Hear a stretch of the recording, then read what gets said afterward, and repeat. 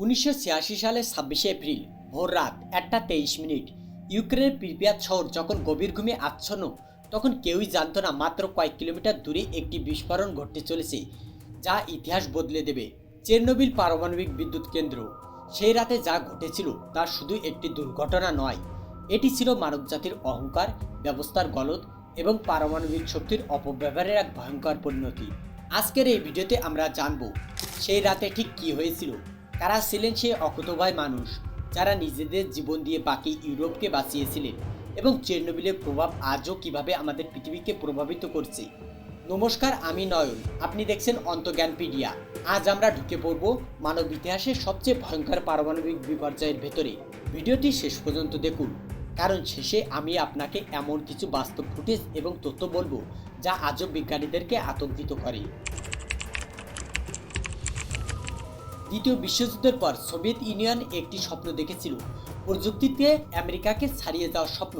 পারমাণবিক শক্তি ছিল সেই স্বপ্নের কেন্দ্রবিন্দু। 1970 সালে ইউক্রেনের উত্তরাঞ্চলে প্রিপিয়াত নদীর তীরে গড়ে উঠতে শুরু করে ভ্লাদিমির ইলিচ লেনিন পারমাণবিক বিদ্যুৎ কেন্দ্র, যা পরবর্তীতে চেরনোবিল নামে পরিচিতি পায়। সোভিয়েত ইউনিয়নের জন্য এটি ছিল অত্যন্ত গর্বের প্রকল্প। পারমাণবিক শক্তি ব্যবহার করে বিপুল পরিমাণে বিদ্যুৎ উৎপাদনের স্বপ্ন। এই কেন্দ্রে ব্যবহার করা হয়েছিল RBMK-100 রিঅ্যাক্টর, সোভিয়েতদের নিজস্ব ডিজাইন, বিশাল শক্তিশালী এবং বিপজ্জনক ত্রুটিপূর্ণ। কিন্তু সেই ত্রুটির কথা জানত কেবল কিছু ইঞ্জিনিয়ার, এবং তারা চুপ ছিল, কারণ সোভিয়েত ব্যবস্থা সত্য বলার মূল্য ছিল চাকরি হারানো বা আরও ভয়াবহ কিছু। আর এই ডিজাইনেই লুকিয়েছিল মৃত্যুর বীজ। প্ল্যান্টের কর্মীদের জন্য বিদ্যুৎ কেন্দ্রের পাশে গড়ে উঠেছিল প্রিপিয়াত শহর। প্রায় 50,000 মানুষের এই শহর ছিল সোভিয়েত আধুনিকতার একটি মডেল। সরকারি পরিকল্পনায় তৈরি স্কুল, হাসপাতাল, পার্ক, সুইমিং পুল সবকিছুই ছিল সোভিয়েত সরকারের স্বপ্নের এক বাস্তব রূপ। এই শহরের বাসিন্দারা বেশিরভাগই ছিলেন পারমাণবিক বিদ্যুৎ কেন্দ্রের কর্মী ও তাদের পরিবার। তারা ভাবতেই পারেনি যে একটি রাতেই তাদের এই সুন্দর শহর পরিণত হবে পৃথিবীর সবচেয়ে বিপজ্জনক স্থানে। তারা জানতো না তাদের শহরের পাশে ঘুমিয়ে আছে এক দানব। চেরনোবিলের দুর্ঘটনা বুঝতে হলে আমাদেরকে প্রথমে বুঝতে হবে একটি পারমাণবিক বিদ্যুৎ কেন্দ্র আসলে কিভাবে কাজ করে।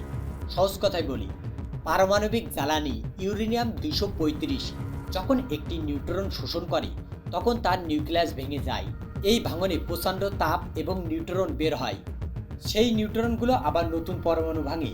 এই প্রক্রিয়া চলতেই থাকে, একে বলা হয় চেইন রিঅ্যাকশন। ইউরেনিয়াম পরমাণু বিভাজিত হলে প্রচুর পরিমাণে তাপ উৎপন্ন হয়। সেই তাপে পানি ফুটে বাষ্পে পরিণত হয়। বাষ্পের চাপে টারবাইন ঘোরে, আর টারবাইন থেকেই তৈরি হয় বিদ্যুৎ। কিন্তু RBMK রিঅ্যাক্টরে ছিল একটি মারাত্মক ত্রুটি। এই রিঅ্যাক্টরে গ্রাফাইটে ব্যবহার করা হতো নিউট্রন ধীর করতে।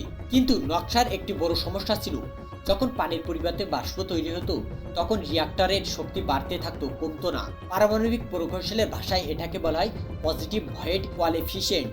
সহজ কথায়, যখন রিঅ্যাক্টর বেশি গরম হওয়া শুরু করে, স্বাভাবিকভাবে তা আরও বেশি গরম হতে থাকে। এটি একটি ভয়ঙ্কর সক্রিয় চক্র, এবং সোভিয়েত কর্তৃপক্ষ এই তথ্য অনেকদিন ধরে গোপন রেখেছিল। 25শে এপ্রিল 1986 চেরনোবিলে চলছিল একটি বিশেষ পরীক্ষা। পরীক্ষার উদ্দেশ্য ছিল, যদি বিদ্যুৎ চলে যায় তাহলে রিঅ্যাক্টরে কুলিং সিস্টেম চালু রাখতে টারবাইন কতটুকু বিদ্যুৎ সরবরাহ করতে পারবে। এটি ছিল একটি সেফটি টেস্ট। কিন্তু এই পরীক্ষা আগেও 3বার করা হয়েছিল এবং প্রতিবারই ব্যর্থ হয়েছিল। সেই দিন পরীক্ষাটি মাঝপথে পিছিয়ে দেওয়া হয়, কারণ কিয়েভ থেকে চাহিদা পরিমাণে আসে বিদ্যুতের।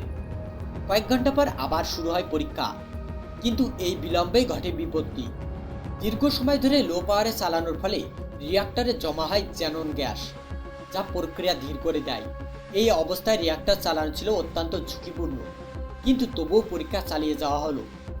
পরীক্ষার দায়িত্বে ছিলেন প্রধান ইঞ্জিনিয়ার আনাতলি ডায়াতলভ, একজন কঠোর অহংকারী মানুষ, যিনি নিচের পদের কর্মীদের মতামতকে তোয়াক্কা করতেন না। রিঅ্যাক্টর নামানো শুরু হয়, ধীরে ধীরে শক্তি কমানো হচ্ছে। কিন্তু তখনই প্রথম ভুল হয়। অপারেটর লিওনিদ তোপতুনভ ভুলবশত রিঅ্যাক্টরের শক্তি এতটাই কমিয়ে ফেলেছিলেন যে সেটি মাত্র 30 মেগাওয়াটে নেমে আসে, যেখানে পরীক্ষার জন্য দরকার ছিল 700 থেকে 1000 মেগাওয়াট বিদ্যুৎ। এত কম শক্তিতে রিঅ্যাক্টর খুবই অস্থির হয়ে পড়ে।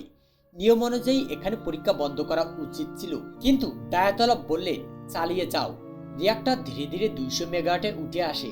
পর্যাপ্ত না, কিন্তু পরীক্ষা চালিয়ে যাওয়া হলো। রাত 1:23। পরীক্ষার শেষের ধাপে ইমার্জেন্সি শাটডাউন বাটন AZ-5 চাপা হয়। নিয়ন্ত্রণ দণ্ডগুলো নামতে শুরু করে, কিন্তু এখানেই RBMK-র সেই মারাত্মক ত্রুটি জেগে ওঠে। দণ্ডের গ্রাফাইট টিপ রিয়াকশন বাড়িয়ে দেয়। মাত্র কয়েক সেকেন্ডে রিয়াক্টরের শক্তি স্বাভাবিকের চেয়ে 30,000 গুণ বেড়ে যায়। তাপমাত্রা আকাশ ছোঁয়া, বাষ্পের চাপ অসহ্য হয়ে পড়ে। 1:23:40 প্রথম বিস্ফোরণ, 1:23:44 দ্বিতীয় বিস্ফোরণ। বাষ্পের প্রচণ্ড চাপে 100 টন ওজনের রিয়াক্টরের ঢাকনা আকাশে উড়ে যায়। চেরনোবিলের 4 নম্বর রিয়াক্টর খোলা আকাশের নিচে। বিস্ফোরণ এতটাই শক্তিশালী ছিল যে বায়ুমণ্ডলে ছড়িয়ে পড়ে হিরোশিমার চেয়েও 400 গুণ বেশি তেজস্ক্রিয়তা। আকাশে সেই নীল আলোয় ছিল মৃত্যুর সংকেত। তেজস্ক্রিয় ধ্বংসাবশেষ চারদিকে ছড়িয়ে পড়ে। আকাশের সেই অদ্ভুত সুন্দর নীল আলো দেখতে শহরের মানুষ ব্রিজের পাশে জমা হয়েছিল।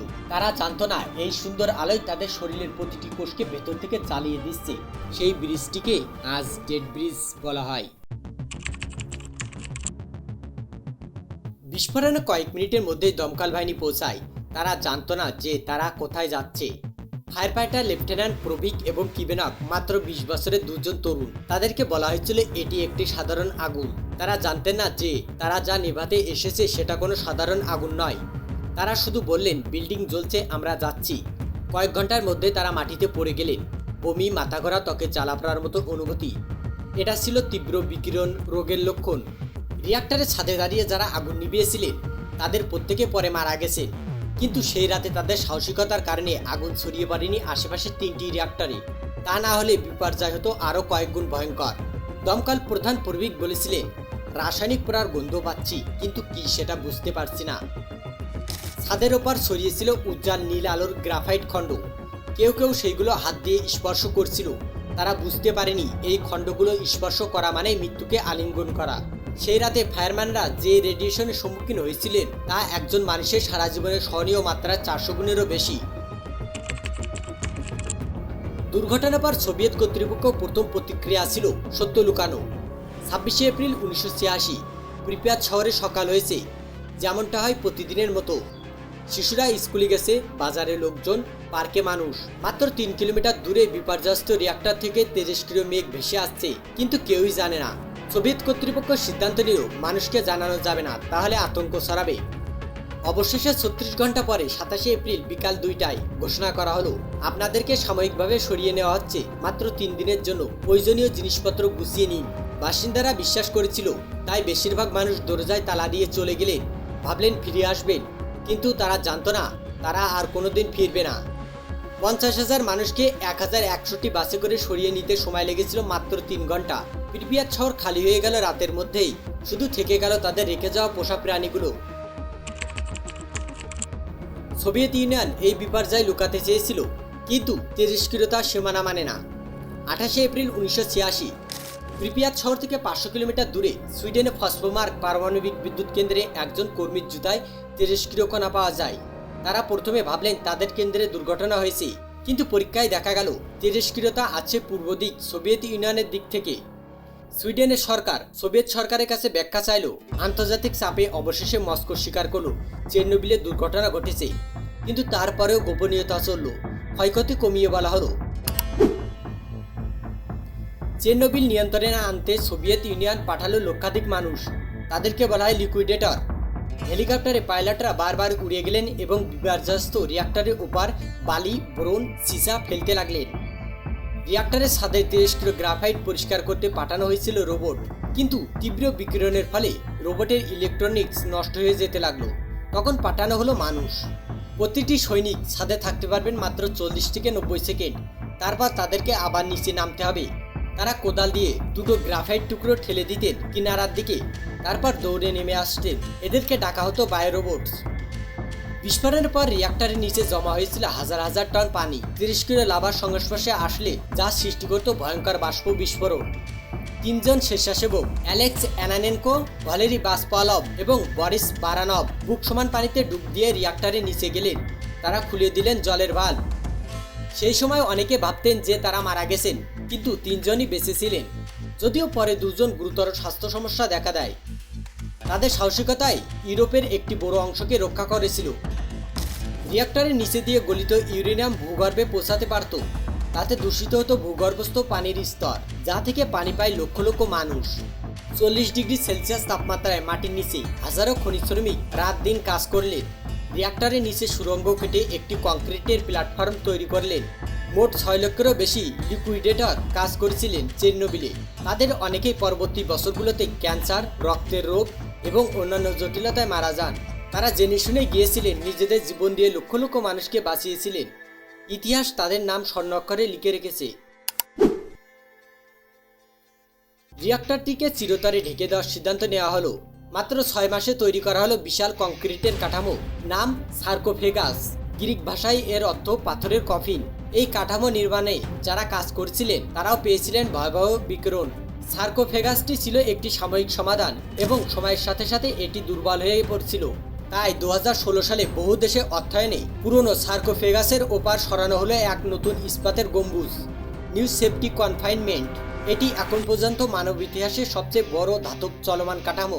বিশেষজ্ঞরা বলছেন এই গম্বুজ 100 বছর ধরে রিঅ্যাক্টরকে নিরাপদ রাখবে। চেরনোবিল থেকে যে তেজস্ক্রিয়তা ছড়িয়েছিল তা হিরোশিমায় ফেলা পারমাণবিক বোমার চেয়েও 400 গুণ বেশি শক্তিশালী ছিল। ইউরোপের 13টি দেশে তেজস্ক্রিয় বৃষ্টি পড়েছিল। বেলারুশ, ইউক্রেন এবং রাশিয়ার লক্ষ লক্ষ মানুষ দীর্ঘমেয়াদী স্বাস্থ্য সমস্যায় ভোগেন। থাইরয়েড ক্যান্সার বিশেষত শিশুদের মধ্যে ব্যাপকভাবে বেড়ে যায়। বিশ্ব স্বাস্থ্য সংস্থার মতে চেরনোবিলের কারণে মৃত্যু এবং রোগের সংখ্যা সঠিকভাবে নির্ধারণ করা এখনও সম্ভব হয়নি। আজও 30 কিলোমিটার এক্সক্লুশন জোনে মানুষের প্রবেশ নিষিদ্ধ, কিন্তু প্রকৃতি সেখানে ফিরে এসেছে। ভবনের ফাটলে গাছ জন্মেছে, রাস্তা ঘাসে ঢেকে গেছে, নেকড়ে, লিক্স, বাইসন, বন্য ঘোড়া বিচরণ করছে স্বাধীনভাবে।